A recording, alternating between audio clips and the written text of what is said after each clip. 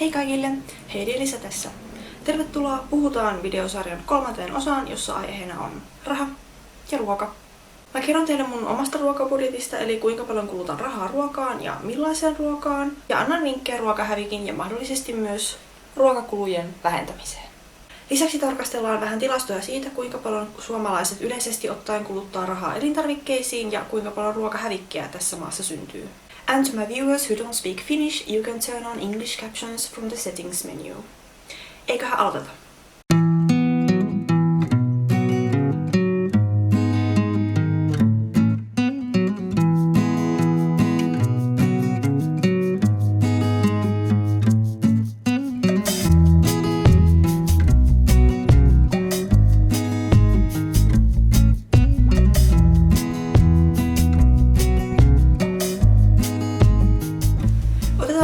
Vähän niitä tilastoja.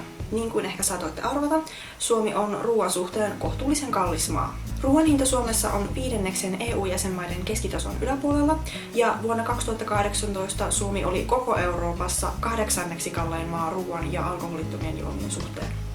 Tilastokeskuksen kulutustutkimuksen mukaan suomalaiset käyttivät vuonna 2016 ruokaan rahaa keskimäärin 4 381 € per kotitalous. Eli siis noin 365 € kuukaudessa per kotitalous, ja tähän lukuun ei sisälly kahviloista ja ravintoloista ostetut ruuat. Pellervon taloustutkimus puolestaan julkaisi vuonna 2018 aika yksityiskohtaisen raportin siitä, mihin kaikkiin elintarvikkeisiin suomalaiset on kuluttaneet ruokaa ja minkä verran viime vuosikymmenien aikana. Kaikki nämä mun mainitsemat artikkelit ja tilastot tällä videolla on linkattu alas videon kuvaukseen, joten jos tämä aihe kiinnostaa teitä lisää, niin käykää lukemassa sieltä tarkemmin. Toi 365 € kuukaudessa kuulostaa mun korviin suhteellisen suurelta luvulta, olkoonkin, että siinä tilastossa oli kysymys kotitalouksista eikä yksittäistä kuluttajista. Mä itse käytän kuukaudessa elintarvikkeisiin ja päivittäistavaroihin yhteenlaskettuna noin 150–190 € ja siihen päälle kuukaudesta riippuen noin 30–90 € ulkona syömiseen, eli niihin kahvila- ja ravintolakäynteihin. Kuukaudesta riippuen mulla menee siis ruokaan enintään 300 €, joskus jopa alle 200 €, eli merkittävästi suomalaisten kotitalouksien keskiarvoa vähemmän. Mä käytän itseäni tällä videolla esimerkkinä siitä, mitä tällaisella suurin piirtein 200 € kuukausiruokabudjetilla pystyy syömään, ja annan myöskin videon lopussa neuvoja, mikäli haluatte ottaa niitä vastaan. Haluan kuitenkin painottaa, että tämä 200–300 €, minkä mä itse käytän kuukaudessa ruokaan, ei ole mun mielestä mikään maailman pienin summa suinkaan. Suomessakin monesta muusta maailmankolkasta puhumattakaan, monet ihmiset joutuu kautta pystyy kautta haluaa pärjätä huomattavasti pienemmillä summilla, ja siitä näkökulmasta nämä mun vinkit ja kulutustottumukset saattaa vaikuttaa hyvinkin keskiluokkaisilta ja kapeakatseisilta. Suosittelenkin teitä lukemaan lisäperspektiivin saamiseksi Me Naisissa vuonna 2019 julkaistun artikkelin, jossa suomalaiset alle 100 € kuukaudessa ruokaan käyttävät ihmiset kertoo, että miten he budjetoi tätä ruokaa varten. Musta olisi myös erittäin mielenkiintoista kuulla teidän katsojien kokemuksia ruokabudjetoinnista, teidän vinkkejä, ohjeita, mitä neuvoja haluatte muille antaa, joten käykää ihmeessä kertomassa niitä tuolla videon kommenttikentässä. Ennen kuin mennään mun ruokaostostottumusten yksityiskohtiin, niin mä annan itsestäni vähän taustatietoja, jotta teidän olisi helpompi suhteuttaa näitä mun ruokavalintoja ja vinkkejä mun omaan elämäntyyliin ja elämäntilanteeseen. Tätä videota kuvatessa mä olen siis 26-vuotias, fyysisesti perusterve, keskipitkä, keskikokoinen nainen. Mä olen korkeakouluopiskelija ja asun kahdestaan mun kissan kanssa Joensuussa, Itä-Suomessa. Hei Kaapo! Mä vastaan siis mun kotitalouden ruokaostoksista yksin. Mä harrastan kohtuullisesti liikuntaa, syön noin 4–5 kertaa päivässä, enkä ole minkäänlaisella laihdutuskuurilla koskaan ollutkaan. En siis todellakaan laske kaloreita, mutta luultavasti mun energiankulutus on sitä tavanomaista vähän päälle 2000 kilokalorin luokkaa päivässä. Mä oon ollut kasvissyöjä nyt noin 1,5 vuotta, eli en siis syö lihaa, en kalaa, en äyriäisiä enkä muitakaan kuolleita eläimiä. Olen korvannut osan lehmän maitotuotteista kasvipohjaisilla vaihtoehdoilla, mutta käytän edelleen esimerkiksi kananmunia, hunajaa ja erilaisia juustoja. Mä en käytä ollenkaan alkoholia, enkä juo kahvia. Mun oma syöminen on hyvin rutinoitunutta. Mulla on tietyt 3 aamu-, väli- ja iltapalavaihtoehtoa, jotka mä syön oikeastaan joka päivä vähän eri järjestyksessä. Oikeastaan ainoa vaihtelu näin ollen koskee päivän pääateriaa, joka on mun aikatauluista riippuen lounas tai päivällinen. Mä pyrin kokkaamaan suuren osan mun syömistä aterioista itse, mutta joskus ostan kaupasta valmisruokaa, esimerkiksi spinaattilettuja tai pikanuudeleita. Jos yliopiston kampusravintolassa asiointia ei lasketa, niin mä syön ulkona hyvin vaihtelevasti. Joinakin viikkoina tai jopa kuukausina en ollenkaan, joinakin viikkoina taas 2-3 kertaa. Yksi hyvä puoli kasvisruokavaliossa on, että ravintoloissa kasvisateriat maksaa yleensä hieman vähemmän, mitä lihaa sisältävät ateriat maksaa. Poikkeuksena tietysti pikaruokaravintolat. Mä en koskaan, siis oikeasti en koskaan, tilaa kotiin ruokaa tai hae noutoruokaa ravintoloista. Mä en myöskään osta kaupasta hirveästi limuja tai mehuja, mutta muunlaisia sokeriherkkuja menee kyllä aika paljon. Mun ruokabudjetissa lähtisi oikeasti varmaan 20 € kuukaudessa, jos mä en söisi niin paljon karkkia, joten mä syön lähes joka päivä saman aamiaisen. Mikrossa valmistuvaa kaurapuuroa, banaanin, siemenien, maapähkinöiden, kanelin ja joskus myös pakastemarjojen kanssa. Lisäksi mä juon kupillisen teetä. Kilo kaurahiutaleita maksaa mun lähikaupassa 80 senttiä ja yksi banaani noin 30 senttiä. Ne marjat, mitä mä silloin tällöin käytän, on itse poimittuja, eli joko ilmaisia tai puoli-ilmaisia, riippuen pääsenkö poimimaan tilalta vai metsästä vai tuttavien puutarhasta, luvan kanssa tietysti. Ne 2 muuta välipalavaihtoehtoja, jotka mä syön päivittäin, on ruisleivät ja granola. Ruisleipien päällä mä käytän kasvirasvalevitettä, salaattia, juustoa ja kurkkua, ja ruokajuomana on yleensä lasi kasvimaitoa tai isokupillinen kasvimaitoon tai veteen tehtyä kaakaota. Granolan mä teen itse erilaisista pähkinöistä, siemenistä, viljahiutaleista, kuivatuista karpaloista ja mausteista, ja syön sen kanssa nykyään riisimuroja, kasvimaitoa ja kasvipohjaista jogurttia, joskus myös jonkin hedelmän. Sekä granola että ruisleivät on erittäin täyttäviä, joten pienelläkin määrällä pärjää helposti seuraavaan ateriaan asti. Ton granolan hintaan vaikuttaa hyvin paljon se, että mitä ainesosia siinä käyttää ja missä suhteessa, joten itse kun olen hieman niukemmalla budjetilla, niin en esimerkiksi käytä kurpitsan siemeniä tai cashewpähkinöitä tai mitään muita vastaavia kalliita versioita.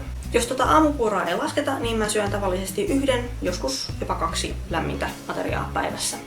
Mä hyödynnän aika paljon mun yliopiston ihanaa kampusravintolaa, jossa kasviskeittoannos kaikkine salaatteineen, leipineen ynnä muine juomineen maksaa vaivaset 1,56 €, ja sen mä syön yleensä sen 3 kertaa viikossa. Muutoin mä valmistan päivän pääateriani itse kotona, ellen sitten käy ulkona syömässä, mitä siis tapahtuu tosiaankin aika harvoin. Mä tykkään kokata erityisesti keittoja, patoja ja erilaisia uuniruokia, kuten makaronilaatikkoa. Tässä esimerkiksi mä valmistan tällaista ihanaa vegaanista lasagne-keittoa, jonka ohjeen mä löysin täältä YouTubesta Pick Up Limes-nimiseltä kanavalta. Keitot, padat, curryt ja laatikot on siitä käteviä, että niitä valmistuu kerralla iso määrä, joten niitä voi säilyä esimerkiksi jääkaappiin ja pakastimeen seuraavien päivien lounaksi tai päivälliseksi. Mä oon sen verran laiska ihminen, että mä en todellakaan halua joka ilta alkaa kokota uutta ateriaa ja miettiä, että mitä seuraavaksi söisin, joten mieluummin mä teen kerralla ison määrän ruokaa ja syön sitä sitten vaikka koko viikon. Välillä mä myös leivon, paistan lettuja ja olenpa kokeillut tehdä leipääkin itse. Mä mainitsin videon alussa ruokahävikin ja kyllä vain siitä ja kaiken muun jätteen vähentämisestä on tullut mulle parin viime vuoden aikana oikea sydämen asia, joten kerron siitä teillekin. Luonnonvarakeskuksen mukaan Suomessa syntyy joka vuosi 400–500 miljoonaa kiloa ruokahävikkiä ja tästä noin 1/3 syntyy kotitalouksissa. Eli jokainen suomalainen tuottaa siis keskimäärin noin 20–25 kiloa ruokahävikkiä vuodessa. Mä ite en ole mitannut mun tuottamaa ruokahävikkimäärää esimerkiksi punnitsemalla mun biojätteitä, mutta mä luulen ja kovasti tietysti toivon, että mä en tuota ihan niin paljon kuin mitä tuo tilastollinen keskiarvo. Ensinnäkin mä en ikinä heitä syömäkelpoista ruokaa roskiin. Ei missään nimessä. Ihan hirveä ajatuskin. Toiseksi mä yritän myös huolehtia siitä, että kaikki ruoka, minkä mä ostan ja valmistan, tulee syödyksi ja käytetyksi ennen kuin se menee pilalle kaapeissa. Ihan ainahan sitä ei voi välttää. Mun kissa on valitettavasti myös hieman nirso toisinaan, joten mä joudun välillä heittämään syömätöntä kissaruokaa roskiin. Kaiken edellä sanotun pohjalta mulla on siis antaa omat neuvoni niille teistä, joita kiinnostaa oman ruokahävikkimäärän sekä ruokaan kulutetun rahan vähentäminen. Ja edelleen, nämä on vain mun omia neuvoja. Jos teillä on itsellänne parempia, niin kertokaa ne tuolla alhaalla videon kommenttikentässä. Luen niitä oikein mielelläni. Ensinnäkin, jotta sulla voi olla ruokabudjetti, sulla on oltava budjetti. Yksinkertaisesti kirjaa ylös kaikki raha, mikä sulle tulee ja minkä sä käytät, ja mielellään vielä kategorioittaa niin, että mihin kaikkeen se raha menee. Kuten aiemmin mainitsin, niin mä tykkään itse kirjata elintarvikkeet ja päivittäistavarat yhteen kategoriaan ja ulkona syömisen ihan sitten omaksi kategoriakseen, mutta toki voi tehdä myös niin, että kaikki ruokaan kulutettu raha on yksi summa siinä budjetissa. Budjetointiahan voi tehdä vuositasolla, kuukausitasolla, viikkotasolla, jopa päivätasolla, ihan silleen, mikä tuntuu parhaimmalta ja sopivimmalta omaan elämäntilanteeseen. Mutta pääasia on se, että tiedät, mitä sun pankkitilillä ja lompakossa tapahtuu. Toinen asia.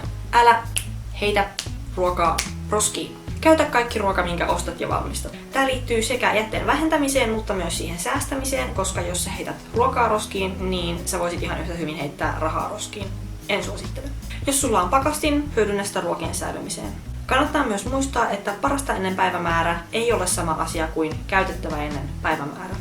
Esimerkiksi kuivatuotteita varsinkin voi käyttää vielä pitkään sen jälkeen, kun niiden parasta ennen päivää on mennyt. Omaa haju- ja näköaistia kannattaa käyttää sen arvioimiseen, että onko joku ruoka tai ruokatuote mennyt pilalle vai voiko sen vielä syödä. Jos haluaa tosissaan säästää niissä ruokakuluissa, niin varmaan ensimmäinen ja tärkein asia on minimoida ulkona syöminen sekä nouto- ja tilausruuan ostaminen. Myös kaupan valmisruuat on usein kalliimpia kuin itse kokkaaminen. Jos on kiire tai kokkaaminen ei innosta, niin kannattaa varsinkin lounasaikaan hyödyntää oppilaitos- ja työpaikkaruokailut, erilaiset henkilökuntaedut, lounassetelit, mitä näitä nyt on. Ruokaostoksia tehdessä kannattaa hyödyntää kauppojen tarjouksia ja ilta-alennuksia sekä kauppaketjujen omia tuotemerkkejä, joita on Suomessa esimerkiksi Pirkka, K-menu, Extra, Rainbow. Kannattaa myös tuotteita vertaillessa katsoa tarkemmin sitä kilo- tai litrahintaa kuin sitä itse pakkauksen hintaa. Aika usein isot pakkaukset on kilohinnaltaan halvempia kuin pienet pakkaukset. Mitä tahansa pakkauskokoja sitten ostatkin, niin muista huomioida se parasta ennen päiväys tai käytä ennen päiväys ja mieti, että onko sulla mahdollista syödä tai säilyä se ruokatuote ennen kuin se menee huonoksi. Näin kasvissyöjänä suosittelen teille tietysti kasvispainotteista ruokaa ja erityisesti kotimaisia satokauden kasviksia, joissa yhdistyy mukavasti halpa hinta ja ekologisuus. Jos sä oot yhtä laiska kuin minä, niin kannattaa tosiaan valmistaa isoja määriä ruokaa kerralla ja säilyä ne sitten jääkaappiin tai pakastimeen seuraavia päiviä varten. Kaikille kaltaisilleni sokerihiirille sitten suosittelen niiden herkkujen leipomista itse tai ostamaan esimerkiksi kanelikeksejä tai sokerikorppia, joiden kilohinta on jopa alle puolet karkkipussien kilohinnasta. Tästä huomaa sen, että mä vietän ihan liikaa aikaa ruokakauppojen karkkikeksihyllyille. Kuten huomaatte, niin mulla on paljon mielipiteitä liittyen ruokaan, ekologisuuteen ja rahaan, ja mä jatkan mielelläni keskustelua kaikista näistä aiheista videon kommenteissa. Ja siellä otan myös vastaan sitä kuuluisaa rakentavaa palautetta. Mua voi seurata myös Twitterissä käyttäjänimellä HeidiElisa4 ja keskustelen mielelläni sielläkin teidän kanssanne. Jos katsoit mun videoita ensimmäistä kertaa, niin harkitset toki kanavan tilaamista. Mä julkaisen videoita joka toisena maanantaina, eli seuraavan kerran me nähdään toisemme 2 viikon kuluttua. Kiitos kun katsoit tänne asti ja ensi kertaa!